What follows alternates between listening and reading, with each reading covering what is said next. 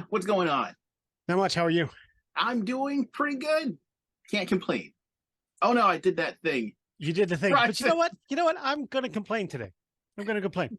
You got the complaints? I Is it do. is it about Batman? Is it about Michael Keaton making the No, new phrase for Batman? Let's get nuts. let's get nuts.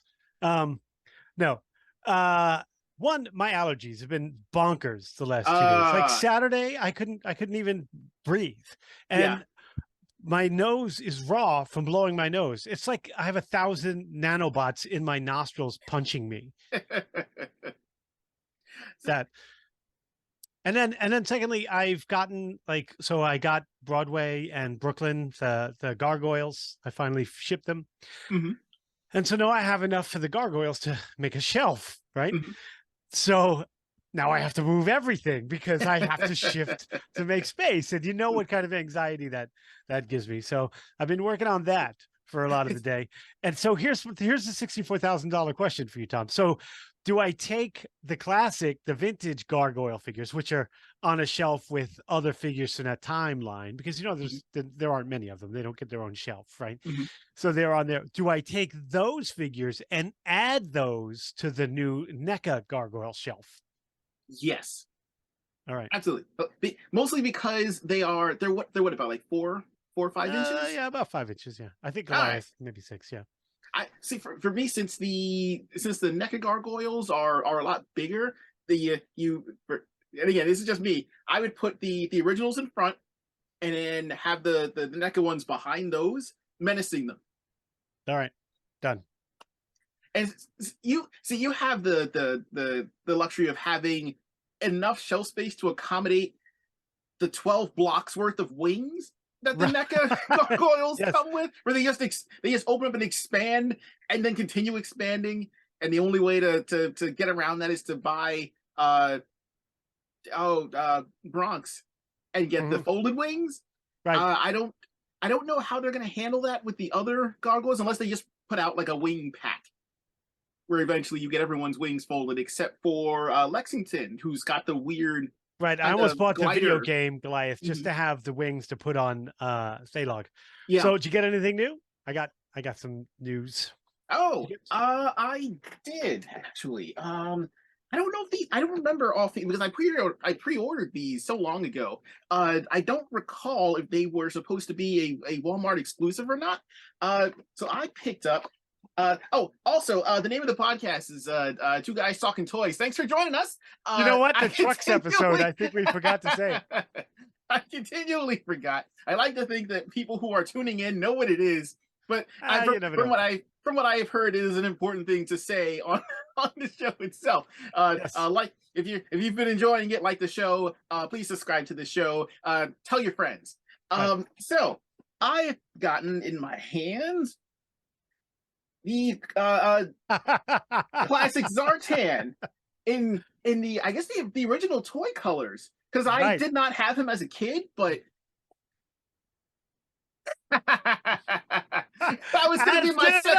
I. As did I. It's going to be my second reveal. I guess Fine work. yes. Great minds think alike, right? Now, did you order yours off of Hasbro Pulse, or did you get yours from? I want to say I Walmart. ordered them off Pulse. Yeah. Mhm. Okay. Who to their credit, applause to them, seem to be much better at getting other store exclusives than the stores themselves. Because Right. pretty much every shared exclusive I've ordered on Pulse, I've gotten before the actual store. Right. Yeah. As have I. My As have own, I. my only slight, and I'm glad to get these. My only slight nitpick is why doesn't Zartan change colors? I knew you were going to say that because I I feel it too. I know that the PulseCon one, the exclusive for that had the color changing gimmick, but the original Zartan changed colors. I really feel like that should be something everyone can get. Like and Right. this I goes agree. back to my mindset on exclusives, where if I'm paying whatever ridiculous amount of money to get a hold of an exclusive, I consider that I'm paying for time to get it first, to have it in hand, and maybe Mhm. it's something a little neat. But if it's something that the original did, that everyone remembers from their childhood, that enjoyed the toy line, come on, it's been over a year. Make them Yeah. change colors. Do it. still very neat. Yes. Um, so Tom, thinking about, this is our show about the culture of toy collecting, Mhm. and we're a bazillion episodes in now, or not, Somewhere around there. give or take That's- a few bazillion. Um, so you know what we haven't done is talk about some of the licenses, the franchises that have really in our lifetime Mhm. uh been, you know, the quintessential toy experience, and how they have culturally sort of you are ubiquitous through toy collecting. Mhm. And so, there's like Marvel and Transformers, and we've spoken about the Smurfs, everybody had them, but I want to start, Mhm. like, we don't talk a lot about, especially for people our age, talk a lot about Star Wars. You and I haven't, Oh, other, that is. other than our cannibalistic Ewok tales, uh really haven't talked about the impact that Star Wars Mhm. had on the toy industry. Oh, that is very true. So Dana, I have a confession to make. This is going to Um, upset me. it probably is, as well as probably a good chunk of anyone that is listening to this show. Uh, I don't care that much for Star Wars. Wow. I I am renegotiation the nature of our association right now. it's a little weird to me as well because it's full of all the things that I enjoy. It's got giant monsters, it's got Mhm. anthro characters, it's in space, there's battles, there's swords made of light, all that fun stuff. And for reasons I can't fully explain, uh like I like it. Like I enjoy the movies probably more than whatever the war and the fandom is right now. But I've never been like, I've got to have XYZ. I've got to have this guy. I've got to Right. have But whoever. but So you'll but be taking the lead on this. you've experienced what Star Wars has done for the toy industry, though. You've Yes, seen it happen. yes. And so, like, when we were kids, pre Star Wars, you know, 77, 78, that when pre that, Mhm. we didn't really have any big expansive toy lines, Mhm.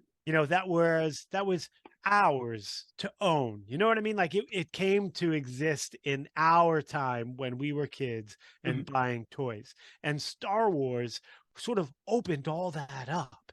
Yeah, Even because without Star Wars and that scale, that 4-inch scale, mhm. we wouldn't have gotten GI Joe in that scale, because GI Joe was big Yeah. and everything was big. And like we talked about, it was dinosaurs, it was Mhm. trucks, it was, you know, what space figures did we have? Yeah, because I don't think Flash Gordon had an accompanying toy line, did it? I don't recall offhand. They did have a little, but it was like 4 or 5 characters. Like, that Mhm. was it. It wasn't an expanded universe that just kept growing. Yeah. And Star Wars was the first one that was made to collect.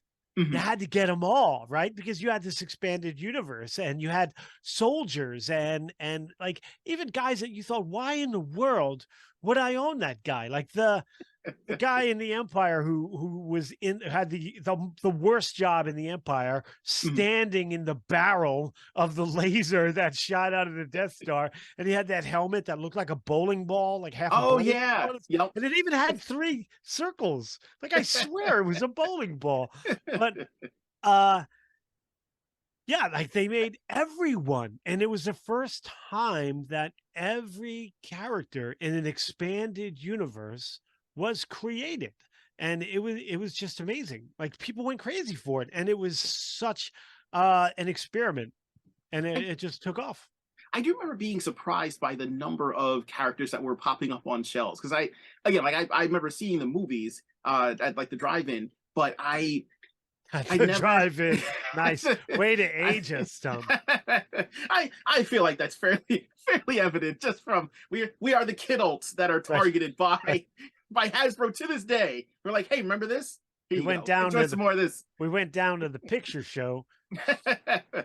Yeah, we'd have everyone would sing the "Let's go down to the lobby," and then we would have ourselves a snack, and it was a great time. It was. Uh, It but was good times. but I remember seeing the movies. I remember seeing them on store shelves and never being that inclined to get them. I guess the bug was not big for me, but I did take notice of, like, I was much more of an outside observer of this because Mhm. I had buddies who collected it and they loved it. I remember Yeah. one of my neighbors had, and they had the AT-AT. So that may have been the first thing that I was interested in trying to Oh, get that my makes hands sense on. because it's huge. Because you like Yeah. the big things, and it was shaped It, like an animal. You could yeah, pretend it was alive, that was right? exactly why I wanted it. I never got one, but I I have one. very You much can have mine. I I kid. No, very you much can't have it. oh sadness. But it was one of those things where we kind of separated, like, because I had two brothers, right? Yeah. You had sisters, so you Mhm. played much differently with your sisters than I did with my brothers. Yeah. Um, so we had, so they're like two guys. They're two different hero guys, right? So there's Luke, the hero, and then there's Han, kind of the anti-hero, right? But Mhm. if you couldn't have Han and Darth Vader, you had to have Mhm. Luke and Vader Yeah. and like Han and Boba Fett, right? So Yeah. that was kind of how the movies played out.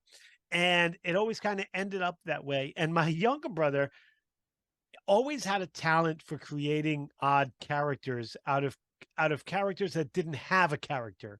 Okay. For instance, he would get Lobot from Empire Strikes Back, the guy with the computer on his head in Cloud City, Oh. and like, and he loved Lando Calrissian and the Cloud City guy. So that was Mhm. like his piece of that universe, like Mhm. Lando and the Cloud City folks, and Mhm. then whatever troops for villains he could get. And then my older brother was really into the bounty hunters. Okay. And so he, through the course of the movies, would get all the bounty hunters and Jabba. And of course, he had Han Solo and Chewie and that crew, Mhm. which like left me with the main characters, which aside from Darth Vader, were quite boring to me. Like they were Yeah. quite boring. You know, t But I had Darth Vader, so that was cool. you know, I probably aired closer to your older brother, where I remember being kind of fascinated by the bounty hunters. There's that Ah, scene where they line them all up and they're all standing there waiting to take the assignment, right. and I and I love that scene, and I'll tell you yeah, why. It's and I because Darth Vader's going down. Now, Darth Vader's a bad dude, right? Like, you mhm, don't want to mess with Darth Vader, mhm. right? But he's going down the line of all the, like, there's Bosk and IG-88 and Zuckuss and like the baddest dudes in the galaxy. And then he gets to Boba Fett and he's like, no disintegration. Like, even Darth It Vader had to put a leash on Boba Fett. That's how what a bad dude he is. it really makes the Boba Fett show a little disappointing. I Yeah, will not go into spoilers, but the Boba Fett we get in that is not the Boba Fett that is depicted in those previous movies. Although right. I guess to be fair, he's only kind of hardcore for a little bit in the films, and then has a ridiculous death. But Right. And so, he screams like a soprano going into the Sarlacc pit. so getting back to the bounty hunters, that was where I was a little bit more focused. Where I would like to have seen, if we had more of the movie focus on the things that the bounty hunters were doing, or if there was a scene that was almost like what was the name of that movie where it's like 22,000 assassins trying to kill one guy. It was like Aces something. Oh, Um, smoking aces. Smoking Aces. If we had that with Han Solo versus a bunch of bounty hunters and they're all coming after him, I think I would have been more inclined to try and collect those, because I Bosk was the guy that I wanted to see more about, because Mhm. for obvious reasons. But we never saw him. I just classified him as like the Space Gorn, and I wanted to Right. see more He of the did look like Space a Gorn. Gorn And for doing more for the stuff. record, Gorns were in space. Or uh, like the Slee Stacks. Is that what you're thinking of? no, I'm thinking of the guy that From Star uh, Trek? yeah, the guy that the one that Kirk wound up blowing Yeah. up with a weird weird barrel turned into a cannon, Yeah. which made zero sense. But that was the guy That's that right. that was the guy that I wanted to focus on. Were there more, like, I have the Black Series version of him, Yeah, but it's that was, fantastic. and even to this day they've never fully expanded all that much on them. But yeah, but again, like I recall my buddies having figures of Star Wars. That was speaking of the way that it impacted collecting and like what would become toy collectors. Everyone knew what it was. And Mhm. everyone knew, like, you could go over any of your friend's house and you could pull like Darth Vader out of your pocket, or you could just mention Jabba the Hutt, whatever. And we all knew like, Yep, everyone they knew what you were all knew. talking about. Mhm. And chances are they probably had something. You could mention, and it was much more so than a lot of other franchises that were out at the time. So Right. you could mention He-Man to your friends. Like, I mean, in the beginning, you could mention it, and maybe some of them would get it or not. But everyone knew Star Wars. You had probably seen it in the theater. You probably had your favorite character, Right. and probably owned them. And I made friends when I was a kid. I remember there was a kid in my class that I was not friends with. Mhm, His name was David Ardette. Wherever you are, mhm, David Ardette, I hope you're well. But uh he and I became friends because we both brought Star Wars figures to school. I was in like mhm. second grade. Yeah. And in the playground, when everyone's running around like lunatics, we were having Mhm. space adventures with our Star Wars figures. And but like that movie, came out when we were all old enough to go and remember going to the theater. There was like Mhm. that and Superman. But Yeah. other before that, we weren't going to the movie because we were young, right? Yeah. So that movie came out right at peak time Yeah. where we go to the movie, we can understand it and we can see it and we can play it. So Mhm. not only was it the collector, but it was the first movie that I remember that kids were reenacting to play. Yeah. Like everyone was in their yard with those yellow wiffle ball bats, the Mhm. skinny ones, and that was the lightsaber, right? It was the first, like, not only was it for the toys, but Mhm. play in general for kids our age changed Yeah. when Star Wars came out. Like it Mhm. was a phenomenon that I think, when the prequels came out and we got to share those, like when Jared and I got to go to see the prequels, and Mhm. I don't think that culturally kids understand what Star Wars was. It Yeah. was a monster, and and, everything. and that was it's funny you mentioned the prequels. I remember I didn't attend, but I remember that was when it was such a big deal that those movies were coming out. That Do you remember the midnight releases that they would Yeah, do at like Toys R I Us? used to go to the midnight. Yeah. I Mhm. never went to those, but I knew about them, and it was kind of fascinating to me because up to that point, the only other thing that had something like that was like a concert or video game releases, because that was Right. another, people who were really big into the gaming, they would actually go and have like the midnight release for whatever specific game was coming out, and that was happening for Star Wars, and it was huge. And Yeah. again, like I've read stories of people standing in those long lines, like it's the newest Apple release, and talking to whomever was in line, and it was a big bonding thing because people just got to talk about Star Wars for however amount of time, and then you would run in, and it Yeah. would be like the toy store giveaway sweepstakes, and you'd grab whatever and buy it. But yeah, like Yeah. no other franchise. I think to this day, don't they? I mean, well, the midnight releases are gone because brick Right. and Right. Because mortars have kind of right. shriveled up. But Everything's pre-ordered and yada yada.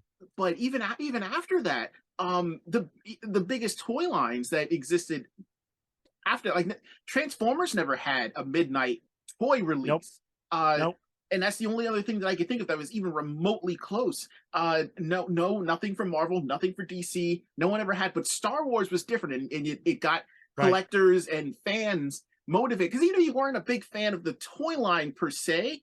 You were huge into the movies, and you Right. wanted You had the something from lunchbox, that. you had something. And like I said, no other franchise, no other license has Mhm, has changed play.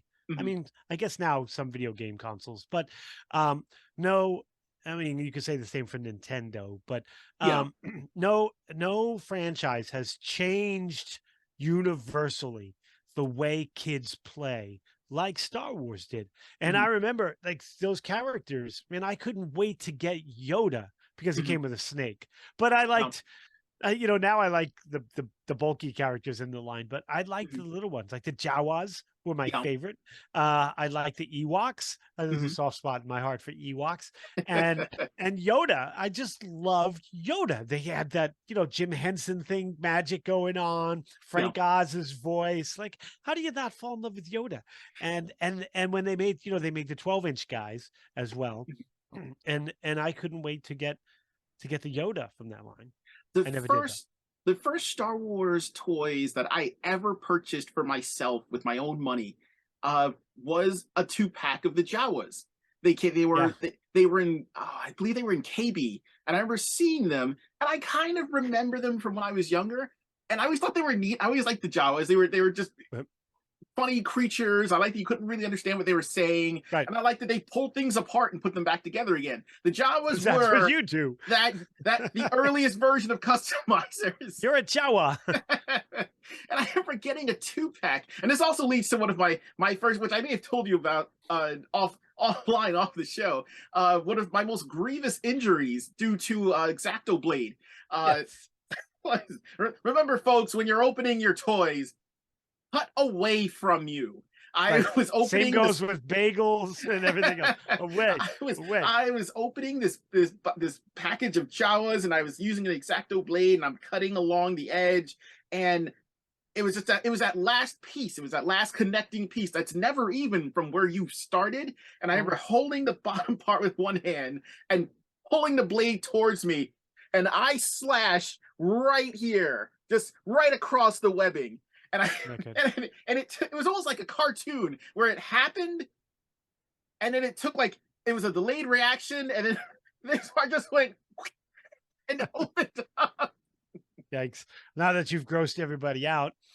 Unpleasant. But I love those Jawas. I think I still Right, have them but in a box people somewhere. remember their first Star Wars toys. Like, I Mhm. can't tell you who my first GI Joe. I mean, obviously, this is the original 7. I think the first one we ever got in the house was Grunt or Mhm. Flash, one of them. Because everybody wanted Snake Eyes, we didn't get them right away. And but like, you remember your first Star Wars toys, and I remember the first time we got vehicles. I got the snow speeder, which Mhm. was my favorite of the ships. I had the long, it lit up and had those Mhm. long tubes, coming out the Yeah. front.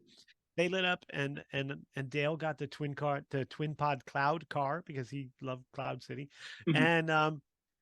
and of course we had the TIE fighter and the X-wing, and then but boy, when the Millennium Falcon landed at the house, that Yeah. was a big deal. And I love Star Wars was really the first. And this is my favorite thing, like this movie trope I love when they make a vehicle a character in the movie. Mhm. And the Millennium Falcon, and the Red 5 call for the X-wing, but the Millennium Falcon has found its way through all of the movies, and it's not all of them, but they even showed it. There was a glimpse of it in the Mhm.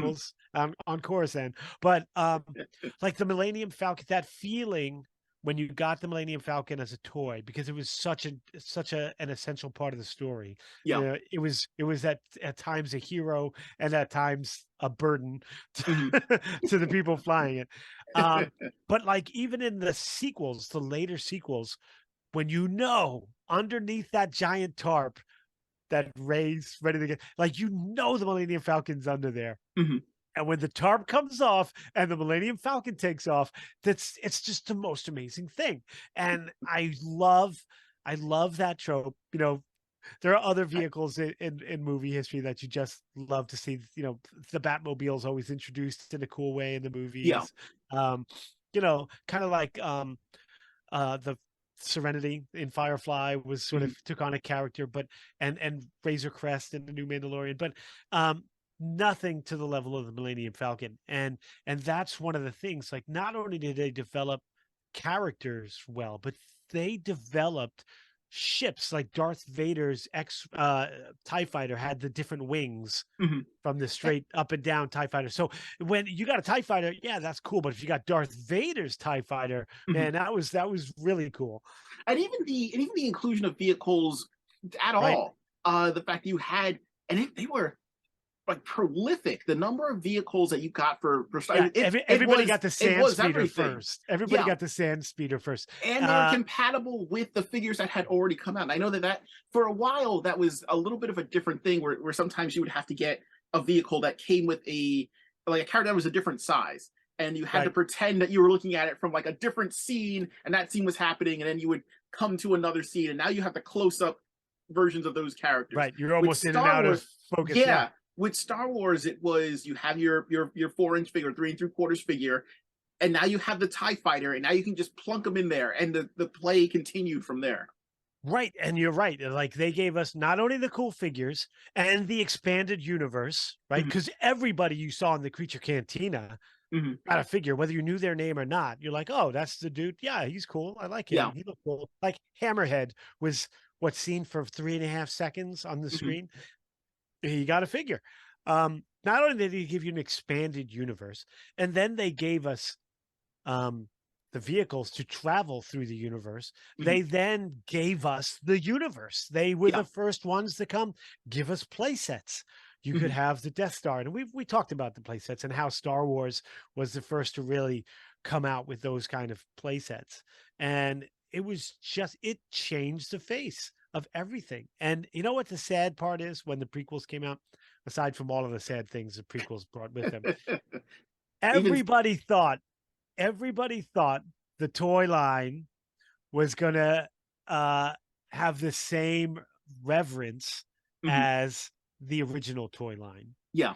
And man, did they flood the market with that There stuff. And everybody bought it and it everybody very left much it in their box. it And very much now, mimicked the 90s comic bubble, yeah, where and I feel like it was a benefit to have a lot of non-Star Wars, non-comic book fans like take notice and be like, oh, this is an interesting thing. But then you also had with that influx, you had the people who were just thinking of it in terms of money, in terms of right. investment, and they kind of like artificially inflated the appeal of the product to the manufacturers who just kept cranking it out. And I'm sure in a lot there were a lot of minds who were, again, let me get 12 Spawn ones because I plan on having 3 kids and I need to put them through college. Let me buy 5 C3POs. And like to this day, I hear other like toy podcasters and toy reviewers who talk about having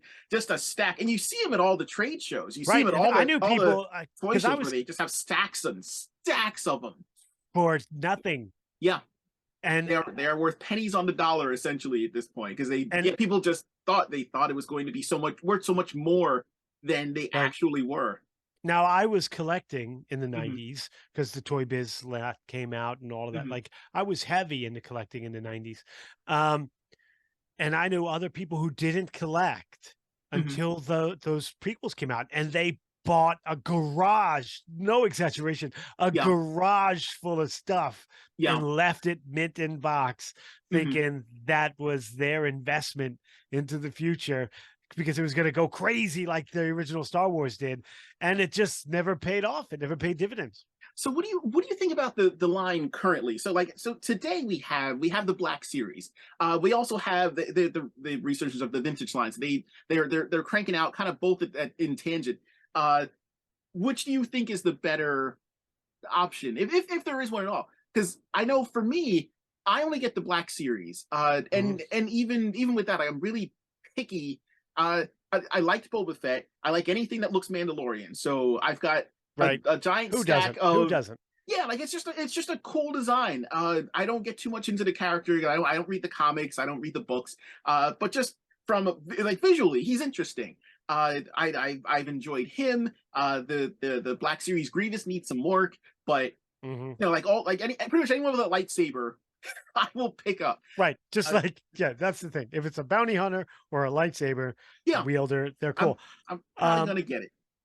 I love the Black Series. Hmm. Fantastic. I Hmm. love them. They're so well sculpted. The articulation is great. Um, I don't have a lot of them Hmm. because I you know why? Because I'm going to go bonkers and buy them all. But I did get the bounty hunters, and the main characters because I love them. Hmm. I did like, Disney Store had an exclusive called the Silver series, and they were Hmm. die cast metal. Okay. And like anyone who had a mask was an amazing, like Captain Phasma and Darth Hmm. Vader and Darth um Maul, like anyone who just wasn't human looking is Hmm. fantastic because the paint on the diecast for humans is a little weird, but the Hmm. helmeted characters are fantastic. And I bought Yeah. all of those. And then when Disney was going under, they were chucking them out the door for $5 a piece. Hmm. So I have a bunch of those as well, the Silver Series. But um, the Black Series for a Star Wars fan, you couldn't get better than that. It's amazing. And did you support the Rancor HasLab? I know I that was a weird period of time. It was fascinating to like for me to watch. I did not take part in that because That was early on. Like that was one of the early HasLabs, wasn't it? yeah, because they did the Razor Crest, and then Yeah. I believe the Rancor was second. I did not put money down on that. I didn't support that only because I don't remember offhand if it was the Sentinel or if it was Galactus that was going on, and I could not afford I think it was to the support Sentinel. two HasLabs, so I went with that. I But surely wanted it. I mhm. did because I love the Rancor. Um, So I love that scene, but I didn't support it. I do kind of wish that they. I mean, I know they said that it failed, so they're not going to do it. I kind of wish that they would try it again. Uh, I don't know. All right, so I want to warn everyone right now. If you're not interested in hearing spoilers for Boba Fett, even though it's been on for a while, have you watched the Boba Fett series? No, because I heard the direction it went in, and I don't want to see Boba Fett go that Do way. do you care about hearing spoilers? No, Because because it's the golden age of television. I'm way behind. okay, so for all of our viewers and watchers, if you don't want to hear Boba Fett spoilers, if you have not seen it yet, fast forward like a minute and a half, and go. So the Rancor appears in the Book of Boba Fett. He gets a baby Rancor at some point. It's a gift from like Jabba's cousins or whatever, and I honestly think that Jabba's was cousin. the Well, at least they didn't I, give him a Hess truck. yeah, every year. That's his granddad. His granddad every year with son of a Hess truck. But he gets one of, and I think if I remember correctly, the Rancor HasLab was spoiled by one of the designers or the Oh, developers that's right. accidentally, and then instead of sitting on it and just letting people kind of ferment on it, they fast tracked it. So I honestly think that their original intention was to let the Book of Boba Fett play out, and then the Rancor appears, and then they would announce the HasLab to be like, "Hey, this cool thing happened in Book of Boba Fett. Here's the Rancor. Go get it." And because it came really close to funding, and it's really unfortunate that it didn't make it. Well, for insert whatever reason, whether the extras were pretty stupid. They were offering like a pile of bones that had already been released with another figure, like a cardboard cut out as a backdrop, and it wasn't until it got really close to the end where they were like, "Here's also the Rancor Gatekeeper." And it's like, well, why wouldn't you just announce him initially? So like there were some fumbles, but I Right. do kind of wish that they would take another stab at that. Uh, what do you think the newest one? Because they're going to announce another HasLab for Star Wars, since the Reba lightsaber did not do any numbers. Uh, No, it sounds like this one they might be pulling it back. The classic. There's been a lot of chatter. There's a lot of back and forth. Do you have any guesses? I have a wish. Uh huh. Millennium Falcon. Do you think that would pull people in? Oh Like and yes, and yes. and would you want to see it for like the vintage line or the Black Series compatible? Well, for sure, Black Series. Hmm. Because the Rancor was going to be comparable to the Black Series. Yeah. So, I don't know how much it would cost, and it would be sizable. It would be 3 or 4 feet wide. But Hmm. It would be a dinner table. yeah, yeah, Millennium Falcon. People would buy it. People would be in. The You heard chatter, it here. the chatter is Or Ewok the Ewok Village, Village that we talked which about. is which has been, I think, a hilarious ongoing joke because it started off on another toy channel, and then everyone was like, "Well, yeah, it's confirmed, right?" No, not confirmed. Just people having fun. Yeah. But it lends itself to the discussion. Would you buy an Ewok? Because Ewoks are now starting to trickle out into the Black Series. So Yeah. we've gotten Wicket. There's been Yeah, we had on reviews of. Logray and Mhm. Chief Chirpa too, didn't we? Yeah, and they announced. I think And they announced the animated looking one. yes. So Ewok Village comes out. You getting it? Yes. I am not, only because I am. It makes me sad that that we're getting Ewoks and Super Seven has not announced Burbles for Thundercats. Why is that going to happen? I don't understand. I don't know if it's ever going to happen. They're certainly not going to do them based on the 2000 series because they transformed into little wheels. Right. I'm sorry. I'm distracting us. Right. So who is your favorite? Like, who is the Star Wars character that every time you saw him on screen, he brought a smile to your face? Bosk. Boy, that was a short-lived smile in regards to Star Wars. Bosk and General Grievous. I remember seeing pictures of General Grievous before Attack of the Clones happened, and I remember being blown away. Like the design on him is phenomenal. The look of bone on him, like as the exoskeleton on him, looked awesome. Having the multi arms, and then they did that animated Clone Wars series where it was just a couple of minutes, and a lot of them were silent. And you got just a few bites of stormtroopers doing things, and they were fascinating. And then at the end of it, or at the end of that particular cluster, you got the introduction of Grievous. And I was like, whoa, this guy's going to be amazing. And then I went and I saw the movie, and he's garbage. I've heard that the Clone Wars series does a great job with him, but it's 1,025 episodes, and I don't have the time to. Right. I thought the same thing, that I wanted to watch them, but it just seems like so much. What about yours? With 60 seconds on the clock. Well, obviously the Ewoks. Obviously the Ewoks. Ewoks. And you know who made me laugh every time was Salacious Crumb. Oh, because he that was little cackling bird monkey guy. Such a hilarious precursor to Gremlins. He was so insulting. He didn't even speak, but he just that laugh. Somebody would have something horrible fall into the pit with the Rancor monster, and he would just laugh like he was the most evil person in the entire Star Wars galaxy. He just thought pain was funny. He needed a second one so that they could be Statler and Waldorf. Just laugh at the misery of all the other Star Wars characters. I wanted the shot of him laughing when Jabba was being choked out. Oh, that would have been amazing. Right? And him looking at him sad, just with sadness in his face. Why? What? We were He's like, fun. when Jabba's like that would have been the best. Fantastic. So, listeners, if Salacious Crumb has laughed at your misery, let us know. Have you enjoyed Star Wars? What's your favorite part of it? Let us know. Get a hold of us. You can get in touch with us on Twitter. Our Twitter handle is 2guystalkingtoys, the number 2, no G after the talking. If you'd like to send us a Gmail, same thing. 2guystalkingtoys, the number 2, no G after the talking. Should we end with May the Force be with you?